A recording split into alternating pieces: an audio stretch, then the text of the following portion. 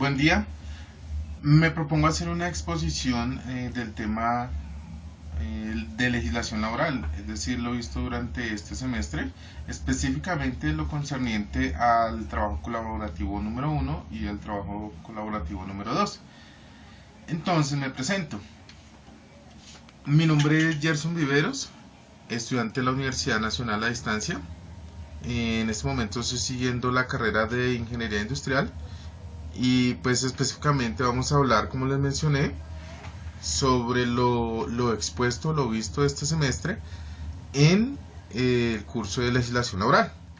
Entonces, para entrar en materia, vamos a hablar un poquito sobre lo que es la liquidación de una nómina. La liquidación de una nómina es un ejercicio que hace un empleador, ya sea mensual, semanal o quincenal, con sus empleados, y es un documento que genera el empleador en donde se expresa lo que el trabajador debe recibir o percibir durante ese periodo de trabajo por todo tipo de concepto. Y cuando digo todo tipo de concepto, estoy hablando también de las deducciones, es decir, el empleador obtuvo un dinero, pero también es acreedor a unas deducciones. Técnicamente, exponiendo este tema de la liquidación de nómina, podemos decir que es el ejercicio que se debe realizar en cada empresa, ya sea semanal, quincenal o mensual, según la empresa, para relacionar la cantidad de salario que cada empleado debe recibir, teniendo en cuenta que pues las deducciones a que se debe lugar dicho empleado. Esta liquidación de nómina, cabe recordar que se hace mediante un documento interno que es propio de cada empresa. Bueno, continuando con el tema de la liquidación de nómina, hay unos conceptos que son muy importantes relacionar porque tienen que ver con la misma. Entonces, empezamos hablando con el concepto de valor de vengado, salario básico, salario mínimo legal, jornada de trabajo, trabajo diurno y nocturno y hora extra. Entonces empecemos con el valor de vengado. ¿Qué es el valor de vengado? Básicamente el valor de vengado es el dinero que el empleado recibe al mes, que no necesariamente es igual al salario básico. El salario de vengado está afectado por los más y por los menos, diría yo, es decir, por algunos complementos que se le adicionan al salario y algunas deducciones.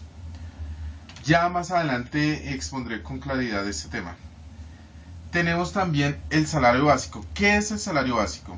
El salario básico es lo que se pactó con el empleador al momento de la contratación. Es decir, al momento de la contratación el empleador le dijo al empleado, usted va a ganar el mínimo. Entonces él ya sabe que su sueldo básico van a ser 616.000 pesos.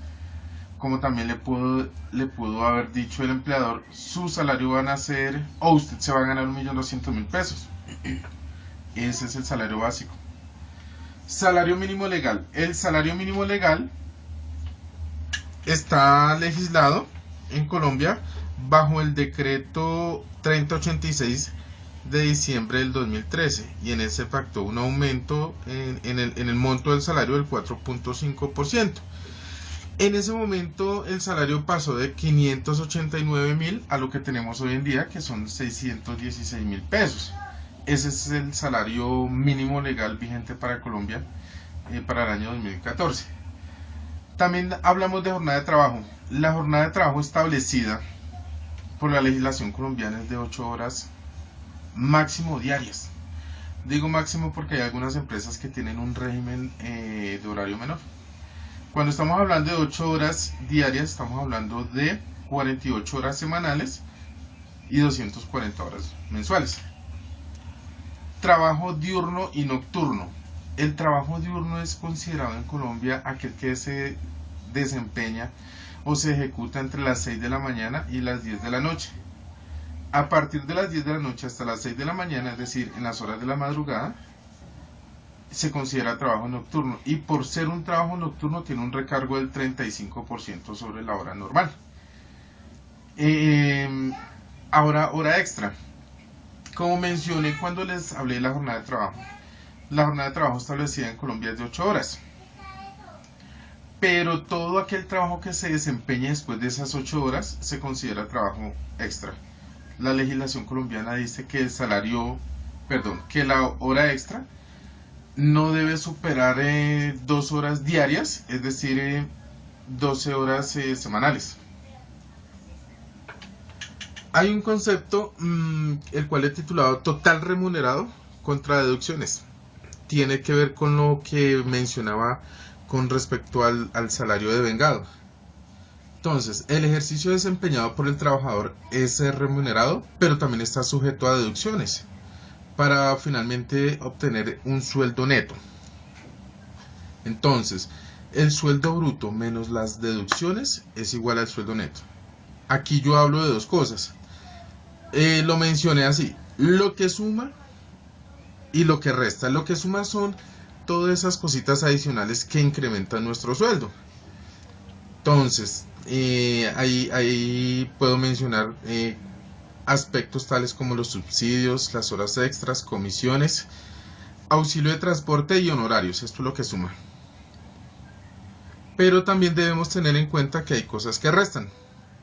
Entonces, dentro de lo que resta tenemos la seguridad social, los embargos, los préstamos, las cooperativas, la cuota sindical, entre otras.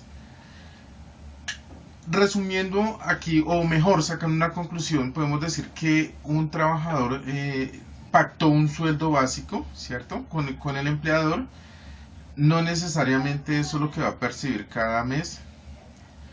Puede percibir menos o puede percibir más, de acuerdo a si tiene embargos que le quitan o cosas que le adicionen, como horas extras, etcétera, etcétera, etcétera.